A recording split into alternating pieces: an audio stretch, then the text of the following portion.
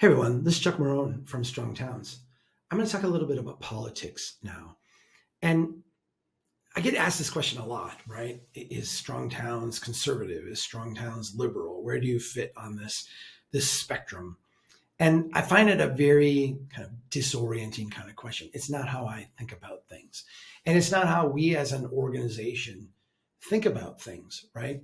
We are not, as an organization, trying to make a left of center case for great cities. We're not trying to make a conservative case for great cities. We are not trying to, in a sense, on a spectrum of values between liberal and conservative, assert that one of these is the right way to go and the other one is the wrong way to go. In fact, I wrote in my first book about my own personal politics, and I wrote about it in a way that I got a lot of positive feedback, but also leads me to believe that a lot of people who are kind of pushing us or pushing me to pick a side have not read or understood. Let me give you roughly what I wrote in Strong Towns, A Bottom-Up Revolution. I wrote, at the federal government level, I tend to be fairly libertarian, right? I would like the federal government to do a few things, do them very well, and kind of just be very competent at that. At the state level, I tend to be kind of a traditional Minnesota Republican. A traditional Minnesota Republican historically was about good governance, about making the trains run on time, making things work, doing prudent type of things, a little more involved than a libertarian federal government, but still kind of your job is to make things work and make things run and do this competently. When it gets to the regional level, I start to be more like here in Minnesota, we have the Democrat Farm Labor Party. I tend to be a little bit more open to interventions. I tend to be a little bit more open to, well, we've got to, move this around or move that around, raise taxes here, spend money there to make things happen. When we get to the local level, I tend to start to transition to be a little bit more socialist. When we're at the neighborhood level, I certainly am. Like if you need something from me, here it is.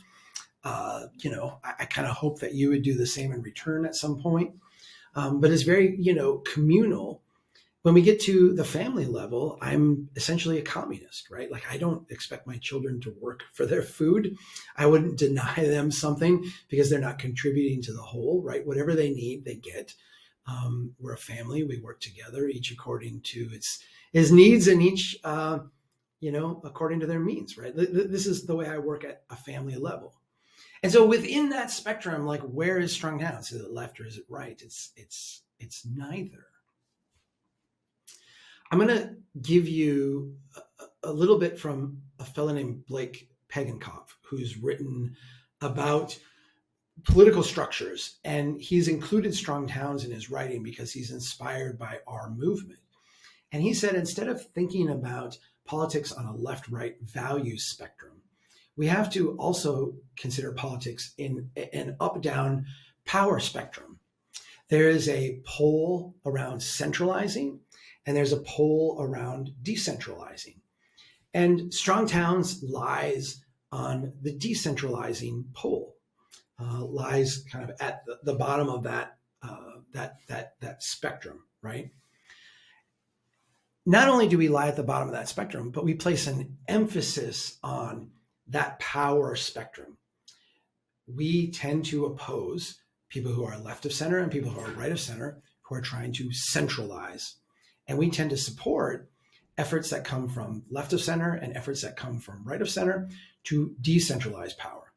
And so there's this tension. I think if you try to understand Strong Towns or put us in a left-right box, you're going to be very, very frustrated because we don't fit in that. We have people on our staff who have voted for all kinds of different things. I mean, we've had some crazy political views on our staff, quite frankly, over the years. And, I think most of them are pretty orthodox, but we're open to having all kinds of conversations.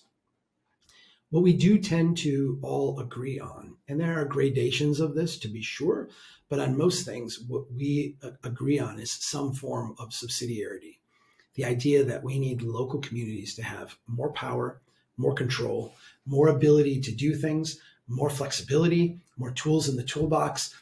We are very much about decentralizing power and having the adaptability that comes along with doing that. There's also responsibility, and it's also not perfect. I know people come back to me and say, well, what about the Civil Rights Act, Chuck? And I understand. Like, I get the idea that not everything is a panacea when you devolve it down to the local level. But as we're sitting here in the 2020s and we look at where we're at today, what our cities need more than anything else is innovation. They need more tools. They need more ability to adapt. And if you're left of center, we want your spectrum, we want your ideas on your side of the spectrum to be part of this conversation. If you're right of center, we want those ideas to be part of the conversation too.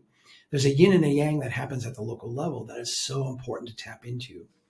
We want both of that, but we want bottom up. That's what we're about.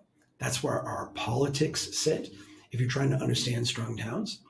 And if you're trying to put us in the, you are a arch conservative, you are an arch progressive, you're missing the boat. You're not understanding who we are. We don't fit cleanly on the values spectrum. We do fit on the power spectrum.